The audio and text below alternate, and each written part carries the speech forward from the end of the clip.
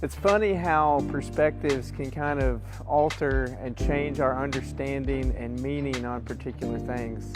For instance, for thousands of years, humans have believed that the earth was the center of the universe, that the sun was actually revolving around us and other planetary bodies.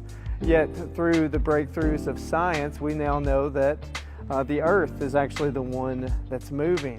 We're so inside of our context and just the specifics of life that we don't realize we're being hurled around the sun at just really phenomenal speeds.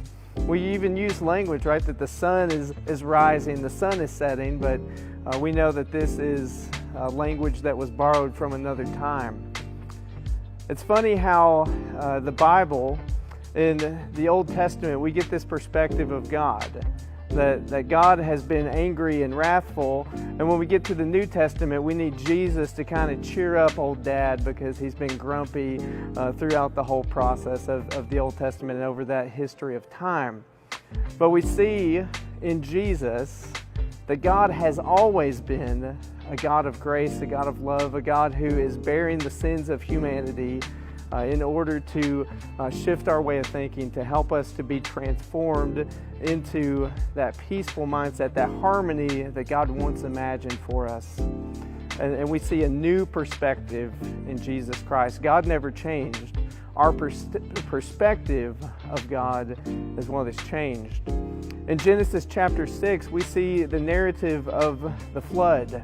What the ancients believed was a global flood, what may have just been a local flood to that specific area, but it was so big that it encompassed what they knew to be as the known world.